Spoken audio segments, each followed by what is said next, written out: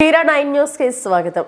Khammam collectorate ప్రాంతం వెలుగుమట్టల్లోని 62 ఎకరాల భూదాన్ భూముల్లో నివసిస్తున్న 2000 మందిని కొంతమంది కాంట్రాక్టర్ల ప్రయోజనం కోసం కాంగ్రెస్ ప్రభుత్వం అన్యాయంగా ఖాళీ చేస్తుందని 15 సంవత్సరాల క్రితం భూదాన్ భూముల వాళ్లు పేదలకు పట్టాలు ఇచ్చారని వాళ్లకు నివాసం ఉండటానికి హక్కు కూడా ఉందని హైకోర్టు కూడా వాళ్ళకి పట్టాలు ఇచ్చిందని పేదలను ఇబ్బంది పెట్టదని స్టే ఇచ్చి వాళ్లకు నీళ్లు కరెంటు స్కూల్ కూడా ఇవ్వండి హైకోర్టు ఆదేశాలు ఇచ్చిందంటూ ఇన్ని ఆదేశాలు ఉన్నప్పటికీ కాంగ్రెస్ ప్రభుత్వం ఏకపక్షంగా ఎందుకు పేదల కూలుస్తున్నారో అర్థం కావడం లేదని అడ్వకేట్ సుగుణారావు అన్నారు.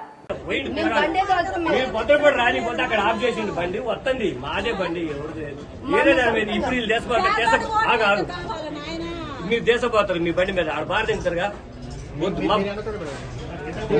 అందుకోసం బండిలో ఎంత కదా మీకు నీ తీర్థండి నీ తీర్థ చదువుతూనే ఉన్నాడు. మేము మా బండి ఉంది మా బండి లేకపోతే మీరు దేశపోయి ఆడ భారత ఇవన్నీ ఏంటన్నా ఇంకా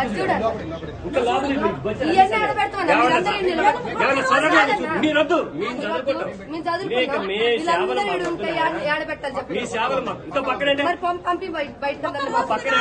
కిటికీలు కూడా పీక్కోవద్దన్న ఇల్లు బాగా పట్టుకుంటే సార్ పిలుతున్నారా ఆ సార్ అడుగు మా పిల్లలు ఉన్నారు పోతాడు పోతా నేను పోతానంటే పోతా బండి వస్తండి మా బండి వస్తండి మీరేమి చేయాల్సిన అవసరం పోయింది మా బండి మీరేమి మాకేం చేయాల్సిన అవసరం మేము చేసుకుంటాం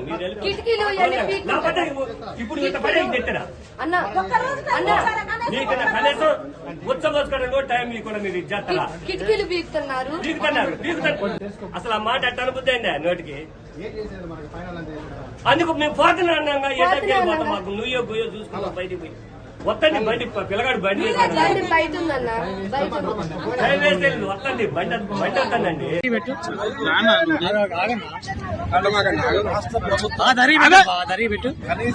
మధ్యలో పెట్టకు వెలుగుమట్ల గ్రామంలో సుమారు 2000 మంది ప్రజల గుడిసెల్ని ఎలాంటి కోర్టు ఆర్డర్ లేకుండా ఎలాంటి ఆదేశాలు లేకుండా ఏకపక్షంగా కాంగ్రెస్ పార్టీ తన నమ్ముకున్నటువంటి కొంతమంది కాంట్రాక్టర్ల కోసం వాళ్ళ ప్రయోజనం కోసం గుడిసెల్ని ఏకపక్షంగా రాజ్యాంగ విరుద్ధంగా కూల్చేస్తున్నారు. వెలుగుమట్ల గ్రామంలో భూదాన భూమి ఉంది. సుమారు 62 ఎకరాల భూదాన భూమి ఉంది.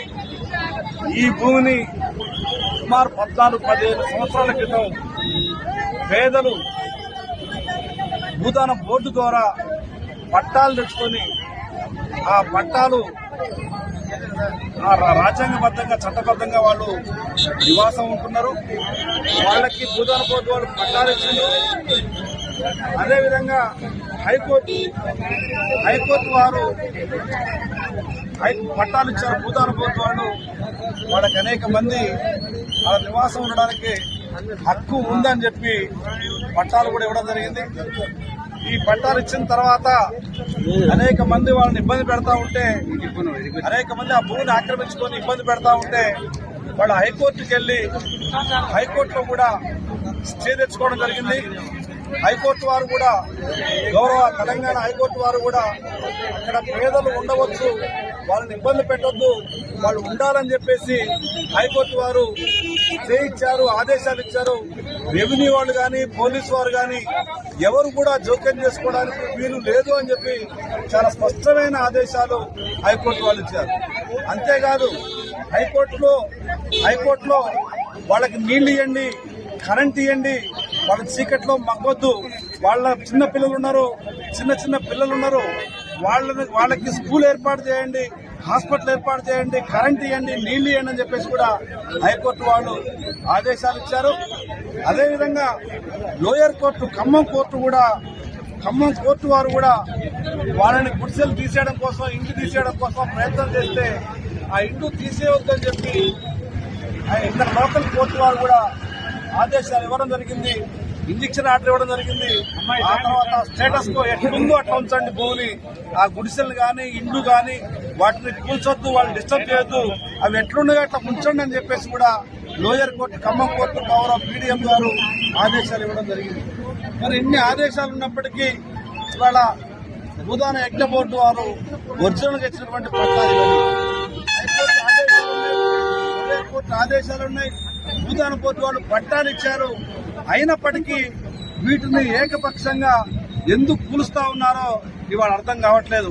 అనేక మంది వేల మంది ప్రజల్ని చిందరబందరం చేసి నెట్టిపారేసి వాళ్ళ పిల్లల్ని చిన్న చిన్న పిల్లల్ని కూడా ఇసిరి అవతల పారేసి మొత్తం అందరినీ ఏకపక్షంగా ఆటోలలో ట్రాలీలలో కుక్కి వాళ్ళ సామాన్లు కుక్కి ఇవాళ భయంకరంగా వాళ్ళని పశువుల కంటే హీనంగా ఇవాళ వెహికల్స్ లో వేసి ట్రాక్టర్లు ఆటోలలో వేసి కుక్కి ఇవాళ వాళ్ళని బయటకు నిర్దాక్షిణ్యంగా బయటకు పంపిస్తున్నటువంటి పరిస్థితి ఇవాళ భారతదేశంలో ఉన్నావా, ప్రజాస్వామ్యంలో ఉన్నావా, ప్రజలకు స్వేచ్ఛ ఉందా లేదా ఇవాళ అర్థమయ్యే పరిస్థితి లేదు.